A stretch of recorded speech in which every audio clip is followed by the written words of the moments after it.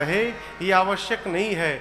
हमारा मन भगवान के पास रहे। मन भगवान के पास रहे इसका क्या अर्थ है? अकारण भी भगवान की याद आती रहे। लेकिन ऐसा होता नहीं है। जीवन में जब तक दुख नहीं आता तब तक भगवान याद आने वाले नहीं है। इस पर भी सरकार हम लोग एक भजन गाते हैं। अरे दुखों से अगर चोट खाई न होती तो तुम्हारी प्रभु याद आई न होती। गर दुखों से कभी चोट खाई न होती। महाभारत के युद्ध के उपरांत एक दिन भगवान कृष्ण ने अपनी बुआ कुंती जी से कहा, बुआ आज तुम्हारे सामने तुम्हारा भतीजा नहीं खड़ा है, आज तुम्हारे सामने भगवान खड़ा है और मैं भगवान होके कहता हूं कि मांगो, तुमको मुझसे क्या चाहिए, जो मांगोगी वही दूंगा। कुंती ने कहा कि यदि तुम भगवान हो तो तुमसे अवश्य मांगूंगी, लेकिन पहले वचन दो कि जो मांगूंगी वो मुझे दोगे तुम। भगवान कृष्ण ने कहा कि बुआ मेरे लिए कुछ भी असंभव नहीं है, तुम जो मांगोगी दूंगा। तो कुंती ने कहा, प्रभु एक आशीर्वाद दीजिए, मेरे जीवन से कभी दुख समाप्त न हो, जीवन में सर्वकाल कोई न कोई दुख मेरे बना रहे प्रभु। भगवान कृष्ण ने कहा, दिया बुआ, लेकिन ये बताओ तुमने ऐसा वरदान क्यों मांगा? कुंती ने कहा, प्रभु जब जीवन में दुख रहता है तो आप बिल्कुल निकट दिखाई पड़ते हैं, आपकी याद बनी रहती है, सुख में आपका विस्मरण हो जाता है। हम चाहते हैं जीवन भर आपकी याद बनी रहे, इसलिए जीवन से कभी मेरे दुख समाप्त न हो। प्रभु आप भी भगवान से प्रार्थना करिए, प्रभु जीवन में कोई ना कोई कमी बनी रहे। मनुष्य की सारी इच्छाएं कभी पूरी नहीं होनी चाहिए। क्षमा करिएगा, जिस व्यक्ति की सारी इच्छाएं पूरी हो जाती हैं, हमारे पूज्य महाराज श्री कहते हैं उसको रावण बनने में समय नहीं लगता। जिसकी हर मनोकामनाएं पूरी होने लगे उसे रावण बनने में विलंब नहीं लगता। माई बाप प्रार्थना करिए कि जीवन में कोई ना कोई कमी बनी रहे, जिससे हमको और आपको भी भगवान की याद आती रहे और हम भगवान का स्मरण करते रहे। ये है शरणागति। वाल्मीकि जी से राम जी ने प्रश्न किया, मुनिवर मैं कहां रहूं? वाल्मीकि जी मुस्कुराए, कहे प्रभु अद्भुत प्रश्न करते हैं आप पूछ रहे हैं कि मैं कहां रहूं, मैं आपसे प्रश्न करता हूं, आप कहां नहीं है? पूछे हूं मोही कि रहाऊं कहां, मैं पूछत सकुचा, जहां न हो तहां देहु कही, फिर तुम ही दिखाओ। आप पूछते हैं कि मैं कहां रहूं, मैं पूछ रहा हूं आप कहां नहीं हैं। पहले वो स्थान बताइए, फिर मैं आपके रहने के लिए स्थान बताता हूं। वाल्मीकि जी की बात को सुनकर प्रभु मुस्कुराए। वाल्मीकि जी कहे, प्रभु मैं तो विनोद कर रहा था आपके साथ, आपने रहने के लिए स्थान पूछा, मैं आपको 14 स्थान बताता हूं। कितने स्थान? 14 स्थान। इन 14 स्थानों में प्रभु आपका जहां मन करे आप जाकर वहां रहिए। आपको पता है वो 14 स्थान कहां कहां है? निर्वाणा में भी है, आपको पता है कहाँ है? निर्वाणा में, आपके घर में है। आपको पता था आज तक ये कि हमारे घर में भगवान का स्थान है? दर्शन करिए। 14 स्थान में से सबसे पहला स्थान बाबा वाल्मीकि जी राम जी को कहते हैं आप जाकर प्रभु वहां रहिए। कहां? जिनके श्रवणा समुद्र समाना, जिनके श्रवणा समुद्र समाना, कथा तुम्हारे सुभग सरिनाना,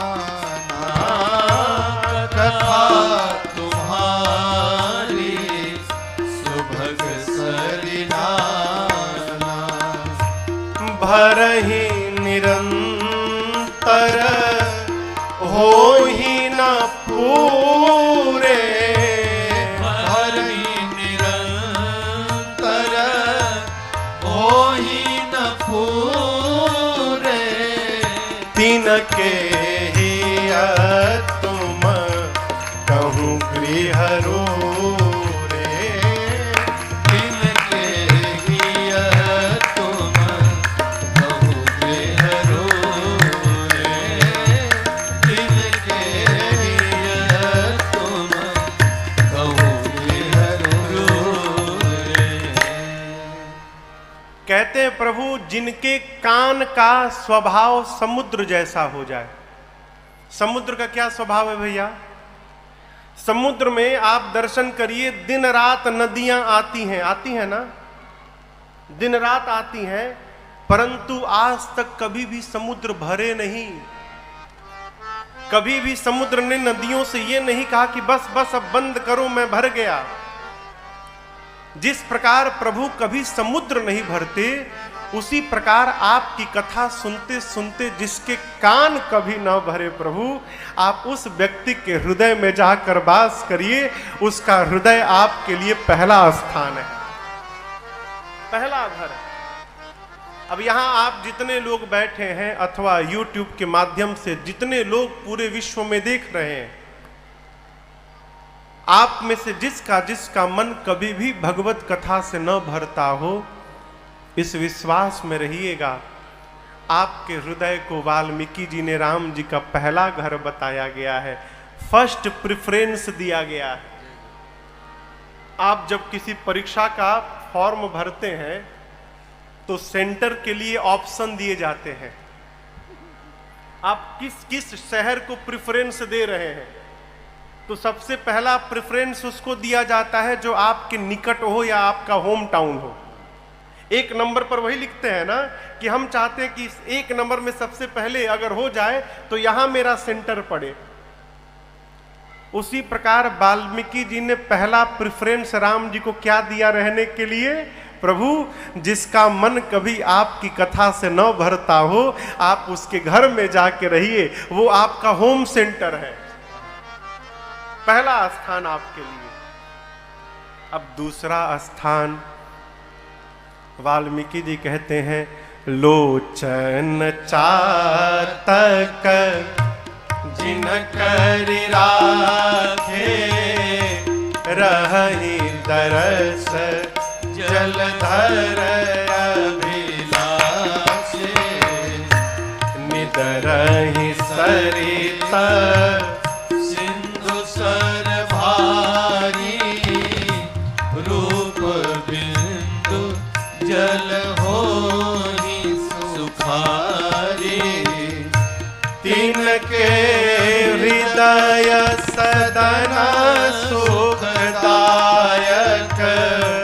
बसहु बंधु सिय सहर रघुनायक, तिनके हृदय सदन सुखदायक, बसहु बंधु सिय सहर रघुनायक। दूसरा घर बताया प्रभु, जिस प्रकार चातक पक्षी दिन रात स्वाति नक्षत्र के बूंद के लिए उसकी आंखें दिन रात बादल की ओर ही देखती रहती हैं कि कब बादल स्वाति के बूंद को गिराएंगे और वो उसका पान करेगा। उसी प्रकार प्रभु जिस मनुष्य की आंखें दिन रात आपको देखने के लिए बेचैन रहती हों, प्रभु आप उसके हृदय में जाके रहिए, लेकिन अकेले मत रहिए। उस व्यक्ति के हृदय में आप लक्ष्मण जी और सीता जी के साथ जाके रहिए। आप तीनों लोग जाकर वहां वास करिए। आपके लिए उस व्यक्ति का हृदय दूसरा स्थान है। कान हो गया, आंख, अब तीसरा स्थान, तीसरा नंबर जिह्वा का है। कहते हैं प्रभु जश तुम्हार मानस विमल हंसिनी जेहा जासु मुक्ताहल गुण गण चुनई राम बसहु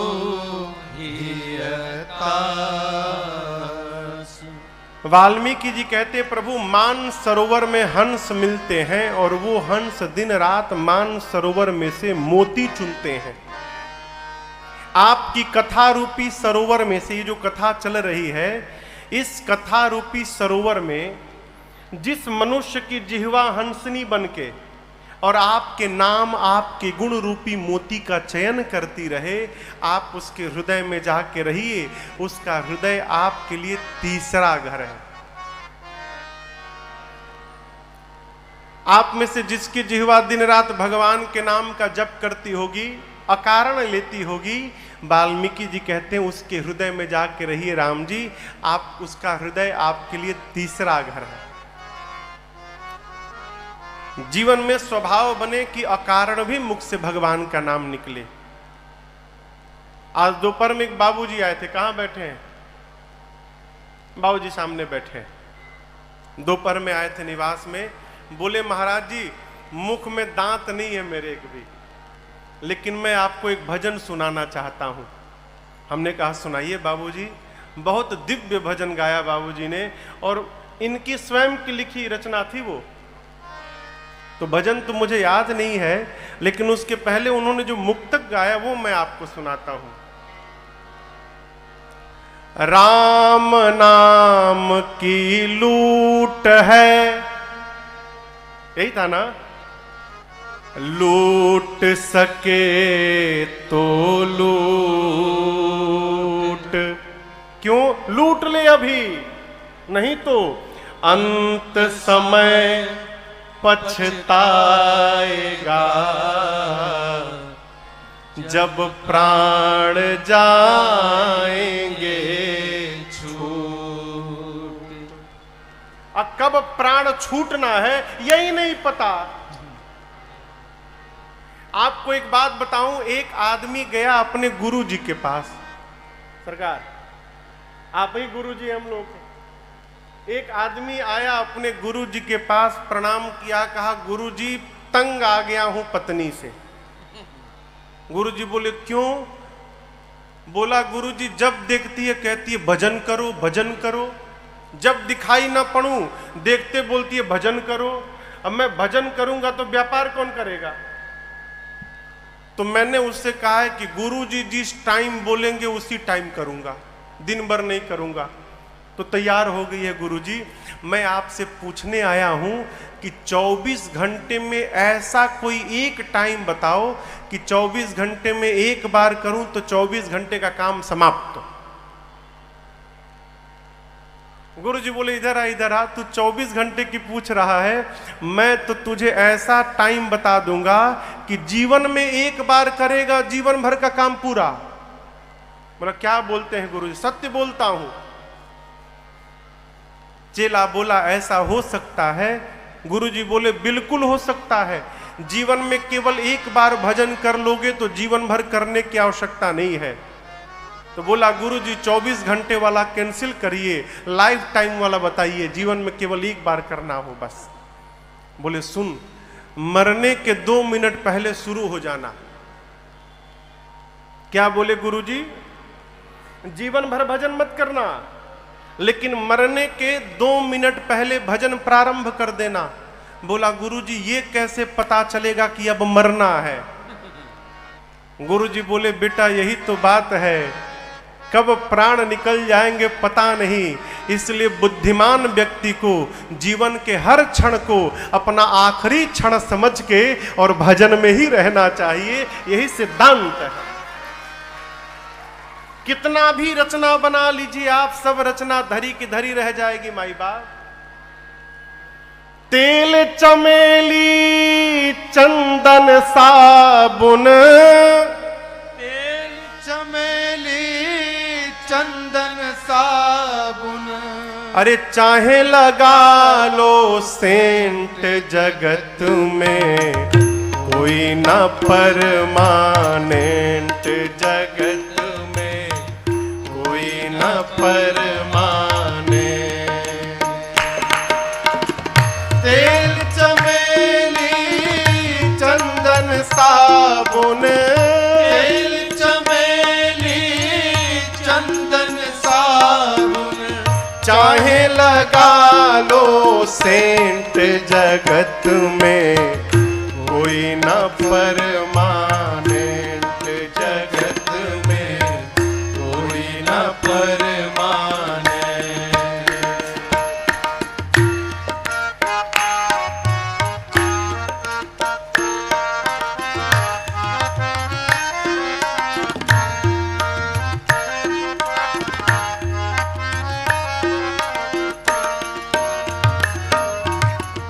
आवागमन लगी दुनिया में, जगत है रेस्टोरेंट रे प्यारे, जगत है रेस्टोरेंट रे प्यारे, जगत है रेस्टोरेंट। कोई आया कोई गया, आवागमन लगी दुनिया में, जगत है रेस्टोरेंट रे प्यारे, जगत है रेस्टोरेंट रे प्यारे, जगत है रेस्टोरेंट। अंत समय में उड़ जाएंगे, अंत समय में उड़ जाएंगे तेरे तंबू टेंट, जगत में कोई न परमानेंट, जगत में कोई न परमानेंट।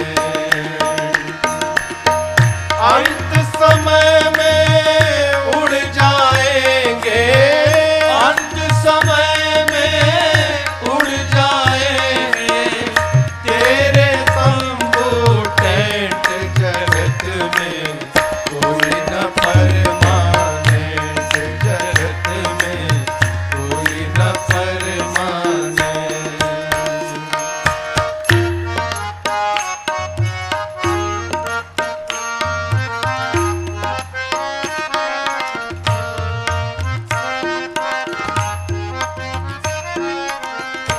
कहीं भी जाओ, हरिद्वार चाहे मथुरा काशी, घूमो दिल्ली कैंट रे प्यारे, घूमो दिल्ली कैंट रे प्यारे, घूमो दिल्ली कैंट।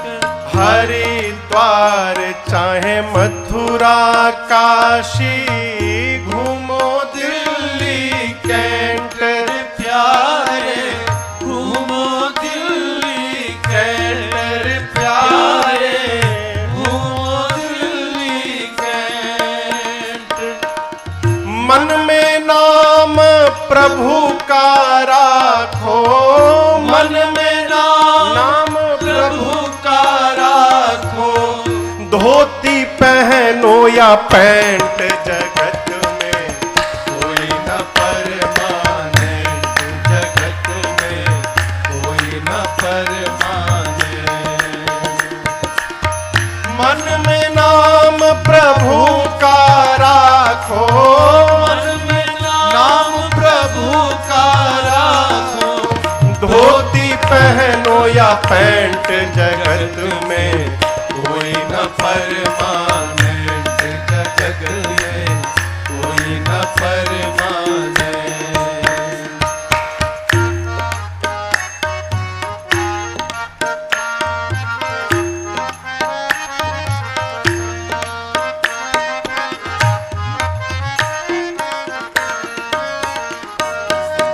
राष्ट्रपति या जर्नल कर्नल चाहे हो लेफ्टिनेंट रे प्यारे, चाहे हो लेफ्टिनेंट रे प्यारे, चाहे हो लेफ्टिनेंट।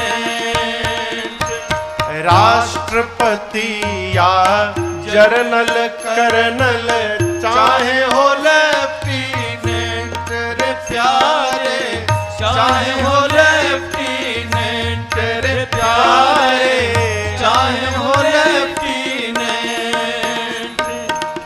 काल सभी को खा जाएगा, काल सभी को खा जाएगा। लेडीज हो या जेंट्स जगत में कोई न परमानेंट, जगत में कोई न परमानेंट। काल सभी को खा जाएगा, काल सभी को खा जाएगा। लेडीज हो या जेंट्स जगत में कोई न परमानेंट, जगत में कोई न परमानेंट।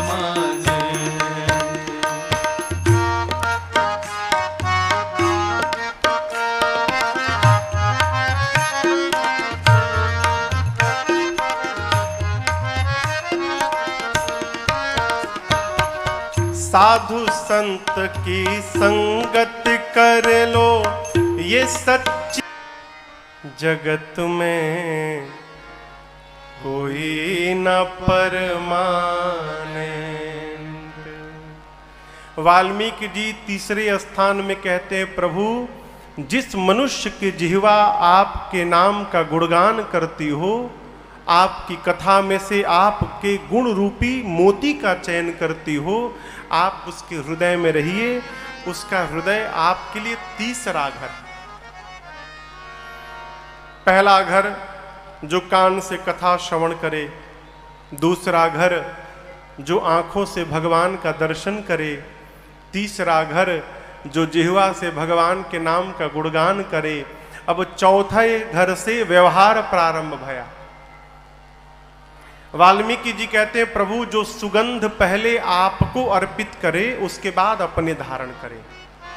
सुगंध लगाते हैं ना आप लोग, सेंट, इत्र, परफ्यूम, पहले भगवान को चढ़ाया जाए। रुई में लगाकर, कॉटन आता है ना, कॉटन, रुई में सेंट लगा के, परफ्यूम लगा के और ठाकुर जी के पास रख दीजिए। भगवान दिन भर उसे सूंघते रहेंगे। ठाकुर जी को सुगंध अर्पित करके अपने लगावे। घर में वस्त्र आभूषण आवे तो पहले भगवान को पहनावे और प्रसाद बनाकर फिर स्वयं धारण करे। इसके बाद तुम ही निवेदित भोजन करहि। घर में भोजन बने तो पहले ठाकुर जी की थाल सज के उनको भोग लगाया जाए। आप लोग भोग लगाते हैं भगवान को, क्या लगाते हैं? हाँ, जो घर में जो बनता है वही लगाते हैं ना। कटिंग काजू और मिश्री नहीं लगाते हैं ना। हाँ, मिश्री और काजू से भोग बचाइए भगवान को। कई लोग कटिंग काजू खरीद के आते। कटिंग काजू समझते हैं ना, वो काजू काट काट के जो टुकड़ा है, जो काजू सड़ जाता है उसको दुकान वाले लोग काट काट के बेचते हैं, कटिंग काजू। और मिश्री, भगवान के लिए जो घर में भोजन बने, भगवान के लिए पहले थाली निकले और बड़ी श्रद्धा के साथ भगवान को भोग लगाइए। भगवान भोग लगा ले, फिर प्रसाद मानकर पूरा परिवार उसका पान करे। अभी आज कोई भाई साहब हमसे पूछ रहे थे, महाराज जी एक ही प्रसाद कई जगह चढ़ा सकते हैं ना? मैंने एक किलो मिठाई खरीदे और उसी को पहले गैबी साहब को भोग लगाएं, उसी डब्बा को फिर शंकर जी को भोग लगाएं, उसी डब्बा से कन्हैया को भोग लगाएं।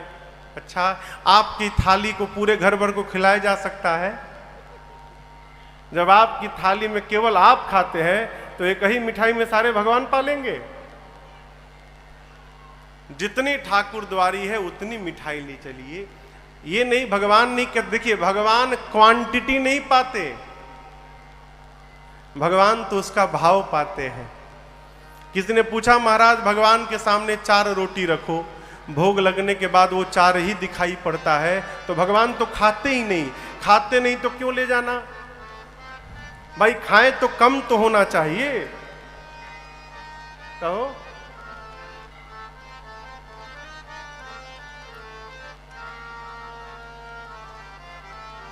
गुलाब का फूल देखा है आपने ना? गुलाब के फूल का वजन कर लीजिए और उसके बाद 2 घंटे तक उसे सूंघते रहिए, और 2 घंटे सूंघने के बाद फिर वजन करिए, और वजन घटेगा ना? हाँ, घट जाएगा ना? कहिए, कहिए, आप लोग कहिए। नहीं घटेगा। अरे क्यों नहीं घटा भाई? 2 घंटे से उसका सुगंध निकाल रहे हैं, उसको तो घटना चाहिए ना? जिस प्रकार 2 घंटे सुगंध लेने के बाद गुलाब के वजन में कोई कमी नहीं आती, उसी प्रकार भगवान भोजन भी कर लेते हैं और सामने थाली में कोई कमी नहीं आती। भगवान उसका रसपान करते हैं। ऐसे में भी कोई अलबेले भगत हैं जो जिद पे अड़ जाते, नहीं खाना ही पड़ेगा, तो उनके लिए भगवान भी चले आते हैं। एक कथा महापुरुष सुनाते हैं। एक भोजन प्रेमी व्यक्ति थे, मैंने उनका जन्म सिद्ध अधिकार था भोजन करना। प्रातस्मरणि पूज्य राजेश्वरानंद जी महाराज इस कथा को सुनाते थे। घर में भोजन करने बैठ जाए, खाए तो बंदे न करे, घर वाले इशारा करे, थाली पटके वो सिर नीचे करके शुरू है तो उठने का नाम न ले। जब कोई आवे रोटी लेकर तो बोले दाने दाने पर लिखा है खाने वाले का नाम। तो रोटी वाला बोले तुम्हारे लिए दाना दाना नहीं है, बोला करो बोरी बोरी पर लिखा है खाने वाले का नाम। तुम दाना भर खाते हो? एक घर में गया खाने के लिए, लगा खाने, घर वाले खिलाते रहे। बोले अरे पानी भी पी लिया करो बीच में। बोला बीच आएगा तब न पीऊंगा, अभी बीच पहुंचा नहीं हूं बीच में। इतना खाता था।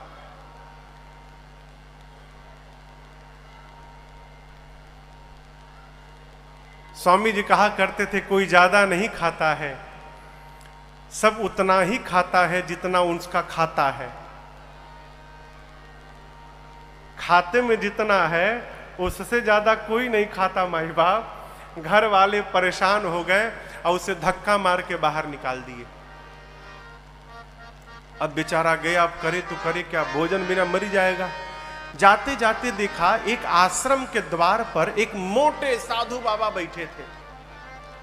मोटे एकदम, तोंद निकला है पूरा एकदम सामने। वो देखा तो बोला अरे इतने मोटे यानी बहुत खाते होंगे, इतना भोजन तो मिल ही रहा होगा इनको। तो गया प्रणाम करके बोला महात्मा जी आपके इस दिव्य सेहत का राज क्या है? क्या राज है इस स्वरूप का? बोले भीतर ना खूब चकाचक मिलता है, कोई गिनने वाला भी नहीं है, कितना खा लो।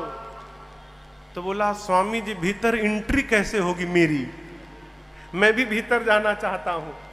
तो बोले उसके लिए तुमको चेला बनना पड़ेगा। अब बोला काम, कुछ काम नहीं है, गुरुजी ऐसा माला देंगे, माला पकड़ के दिन भर राम राम जपना है। अब बेरा पर जाओ, थाली लेकर जितना पाना है उतना पाओ। बोला बस बस ऐसा ही जगह मैं ढूंढ रहा था, हमको तुरंत चेला बनवाइए, भोजन का टाइम हो गया है। उसको लेकर गए महात्मा जी। गुरुजी बैठे थे, बोले आओ आओ, कान में मंत्र दिए, माला झोला पकड़ाए। बोला माला बाद में जपूंगा गुरुजी, पहले भोजन का टाइम हो गया, भोजन पालू, जाओ पालू। अब लगा भोजन करने, यहां न कोई रोटी गिनने वाला, न कोई देखने वाला, न कोई टोकने वाला। खूब आनंद से भोजन करे, पड़ा रहे। लेकिन खुशी अधिक दिनों तक नहीं गई माई बाप। एक दिन सवेरे जलपान के समय गया तो जाकर देखा कि भंडारे में कुछ बना ही नहीं है। तो पूछा, भाई आज टाइम हो गया जलपान का। बोला, आज एकादशी है, कुछ बनेगा नहीं आज। क्या बोल रहे हैं? सत्य में कल मिलेगा। गया गुरु जी के पास, कहा गुरु जी कह रहे एकादशी है। हाँ बेटा, आज एकादशी है, भोजन गुरु जी कल द्वादशी को। बोला, गुरु जी एकादशी रह जाऊंगा तो द्वादशी देखने लायक बचूंगा नहीं। मैं भोजन के लिए साधु बना हूं गुरु जी, भोजन नहीं मिलेगा मैं मर जाऊंगा गुरु जी, मुझे भोजन करना है। गुरु जी बोले, देखो ये तो मानेगा नहीं, मना कर दूंगा तो चोरी छिपे खा लेगा। बोले, अच्छा एक काम करो, यहां तो बनेगा नहीं, तुम राशन ले लो और राशन लेके जाओ, नदी के किनारे बना के खा लेना तुम, लेकिन ठाकुर जी को पहले भोग लगा देना फिर खाना। एक दूसरे चेले को गुरुजी बोले, देखो बहुत ज्यादा खाता है ये, तो 2 आदमी का भोजन देना, इसको राशन दे देना, अपना बनाएगा। गया नदी के किनारे, नहाया, 2 आदमी का राशन था, भोजन बनाया। अब बनाने के बाद गुरु जी की बात याद आई कि भगवान को भोग लगाना। सामने रखा, कहा राम जी भोग लगा लीजिए फिर मैं पाऊंगा। घंटों रटता रहा, भगवान आए ही नहीं। बार बार कहता है। यहां स्वामी जी एक भजन गाते थे, कहता है, अरे मेरे राम आइए, प्रभु राम आइए, मेरे भोजन का भोग लगाइए। मेरे राम आइए, प्रभु राम आइए, मेरे भोजन का भोग लगाइए। मेरे भोजन का भोग लगाइए। अब वो घंटों कहता रहा, राम आइए, प्रभु राम आइए, भोजन का भोग लगाइए, भगवान आए ही नहीं। अंत में आ गया उसे क्रोध, बोला आखिरी बार बोलता हूं, आना है कि नहीं आना है? अब मैं बोलूंगा नहीं, और आप इस चक्कर में है कि आश्रम में पालूंगा, वहां के डर के मारे मैं इधर आया हूं। वहां के भरोसे बैठोगे तो ठन ठन गोपाल हो जाओगे, वहां बना ही नहीं है आज। इसलिए पाना है तो सीधे आके भोग लगाओ, नहीं तो मैं शुरू कर दूंगा। अब जब ऐसे बोला भगत, तो आपको बतावें, उसके सामने भगवान साक्षात तो प्रकट हो गए हो, प्रकट हो गए। लेकिन आप तो खुशी में ताली बजा दिए, वो खुश नहीं भया, वो दुखी हो गया। क्यों? बुलाया था राम जी को, आ गए सीताराम जी, 2 लोग आ गए। अब वो देखा 2 आदमी का भोजने है, 2 यही आ गए, तो हमारे लिए क्या बचेगा? बोला आप 2 लोग आ गए। राम जी बोले, हम दोनों साथ में ही रहते हैं। बोले, गुरु जी तो नहीं बताए थे, बोले थे राम जी को भोग लगाना। अच्छा अब आए हैं तो पा लीजिए। मैया और भगवान पाए, थोड़ा सा उसके लिए छोड़ दिए, बेचारा आधा पेट पाया। बोला ये बताइए, अगली एकादशी को भी आप 2 ही लोग आएंगे ना? अभी बेचारा कंफर्म कर लिया अगली एकादशी का। राम जी बोले, हाँ बस 2 लोग, और कौन है? गया, अगली एकादशी आई तो गुरु जी से कहा, गुरु जी आप कहते राम जी का भोग लगाना, सीता राम जी दोनों आए थे, मैं आधी पेट खाया गुरुजी, अब की बार 3 लोगों का राशन दीजिएगा। गुरुजी सोचे लगता है भूखा रह गया होगा, बहुत खाता है ना। बोले अच्छा ठीक है, चलो इसको 3 लोगों का राशन दिया जाए। गया, बनाया, बनाकर फिर बुलाने लगा, अरे मेरे राम आइए, मैया साथ लाइए, मेरे भोजन का भोग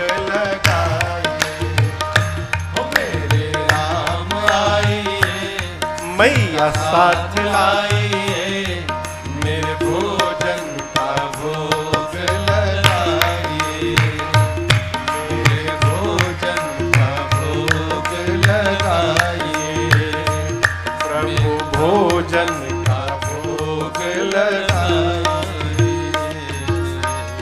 जैसे बोला प्रभु सामने आइए मेरे राम आइए, मैया साथ लाइए, प्रकट हो गए। कौन? राम जी, सीता जी और लक्ष्मण जी।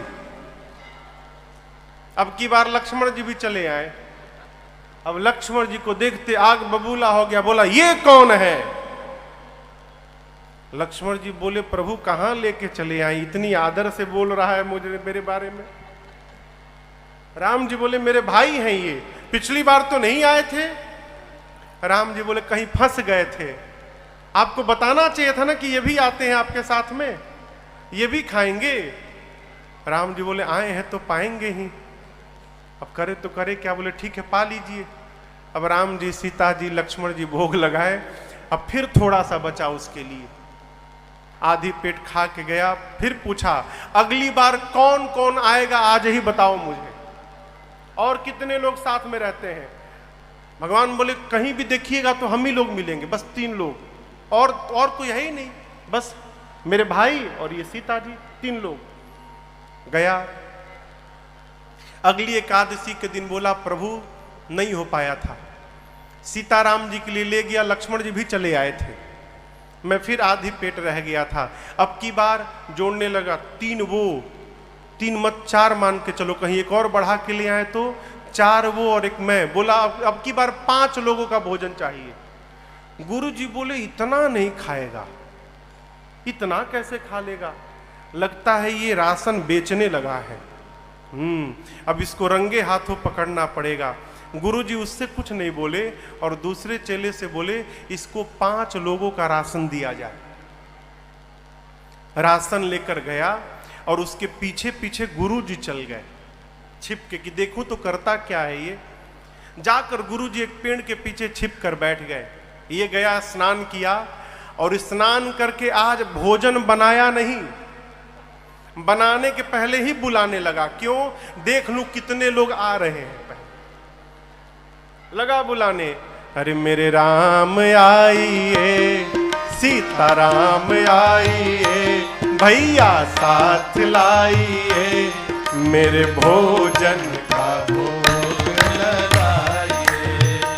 ओ मेरे राम आइए, सीताराम आइए, भैया साथ लाइए, मेरे भोजन का भोग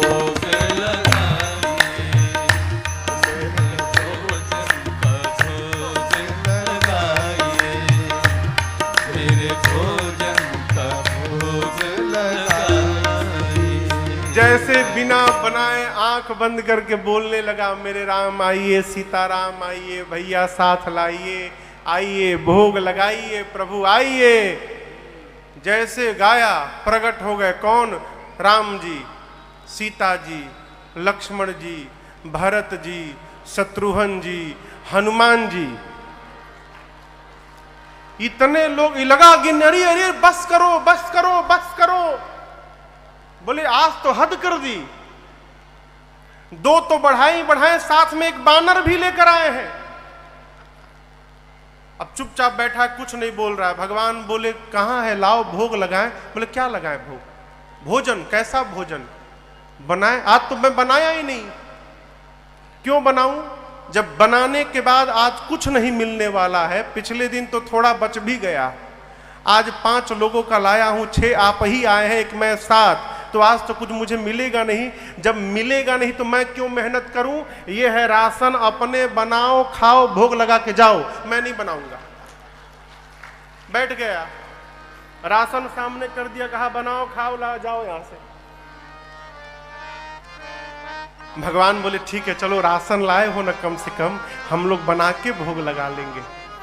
हनुमान जी लगे कूद कूद कर लकड़ी लाने सामान, भरत जी अमनिया करने लगे सब्जी, सब लोग काम में लग गए। सीता जी भोजन बनाने की तैयारी करने लगी। ये चुपचाप बैठ के बुदबुदा रहा, बताओ आज भूखे मार डालेंगे, कल की द्वादशी नहीं देख पाऊंगा मैं, आज मर जाऊंगा मैं। 5 लोगों का भोजन भी लाकर बताओ नहीं भोजन मिल पाएगा मुझे। अब गुरु जी देखे, गुरु जी को कुछ नहीं दिखाई दे रहा है। गुरु जी देखे कि ये बना क्यों नहीं रहा है, चुपचाप बैठा है। तो गुरु जी गए, गुरु जी को देखते प्रणाम किया। गुरु जी बोले बेटा भोजन क्यों नहीं बना रहे हो? बोला क्यों बनाऊं? जब भोजन बनाने के बाद मिलना ही नहीं है मुझे तो क्यों मेहनत करूं, ये बनाएंगे भोजन करेंगे। गुरुजी बोले बेटा 5 लोगों का राशन लाए हो, बनाओगे तो क्यों नहीं मिलेगा। तो बोला आपको ये राशन दिखाई दे रहा है और यहां बारात आकर बैठी है वो नहीं दिखाई दे रहा है। अब गुरुजी बोले मुझे तो कुछ नहीं दिख रहा है, कौन आया है। बोला यहाँ पूरे राम जी, लक्ष्मण जी, सीता जी, भरत जी, शत्रुघ्न जी, और वो उधर देखिए वो हनुमान जी हैं, शायद हनुमान जी भी हैं। इतने सारे लोग आए हैं, आपको नहीं दिख रहा है। गुरुजी बोले बेटा मुझे कुछ नहीं दिख रहा है। अब इसके लिए और समस्या लगा रोने राम जी के पास जाके, गुरुजी राम जी एक तो आज ऐसे ही मैं मरने वाला हूं भूख, ऊपर से आप मेरे गुरुजी को नहीं दिखाई दे रहे हो। गुरुजी सोच रहे हैं कि मैं झूठ बोल रहा हूं, प्रभु इतनी बड़ी समस्या में मुझे क्यों डाले हैं आप मेरे गुरुजी को क्यों नहीं दिख रहे हैं। राम जी बोले मैं तुमको तो दिखूंगा लेकिन तुम्हारे गुरुजी को नहीं दिखूंगा मैं। अब ये गया गुरुजी के पास, पांव पकड़ के कहने लगा गुरुदेव आप मेरा विश्वास करिए गुरुजी, सत्य में राम जी पूरे परिवार के साथ बैठे हैं और मुझसे कह रहे हैं कि वो केवल मुझे दिखाई देंगे, तुम्हारे गुरुजी को नहीं दिखाई देंगे। अब गुरुजी ये बात सुने तो रोने लगे और शिष्य अपने गुरु की आंखों में आंसू नहीं बर्दाश्त कर पाया हो, गया राम जी के चरणों को पकड़ के वो शिष्य रोने लगा, कहा प्रभु आप मुझे दिख रहे हैं, मेरे गुरुदेव को क्यों नहीं दिख रहे हैं। मैं तो कुछ नहीं करता हूं, केवल नकली साधु बना हूं प्रभु भोजन करने के लिए। मेरे गुरुजी तो कितने ज्ञानी गुरुजी हैं, आपके भजन में भी लगे रहते हैं, आप इनको क्यों नहीं दिख रहे हैं। राम जी ने कहा बेटा ये सत्य है कि तुम्हारे गुरुजी बहुत ज्ञानी हैं, लेकिन एक बात कहें जितने सरल तुम हो उतने सरल तुम्हारे गुरुजी नहीं है, इसलिए मैं केवल तुमको दिखाई पड़ूंगा, तुम्हारे गुरुजी को नहीं दिखाई पड़ूंगा। भगवान के चरणों को पकड़ के रोने लगा वो, कहा प्रभु मेरे लिए आप एक बार गुरुजी को दर्शन दीजिए। तो भक्त के कारण भगवान ने पूरे परिवार के साथ पंचायतन दरबार के साथ उनके गुरुदेव भगवान को भी राम जी ने दर्शन दिया और शिष्य के कारण गुरु जी को भगवान का दर्शन प्राप्त हुआ और गुरु जी भी कृतार्थ हो गए।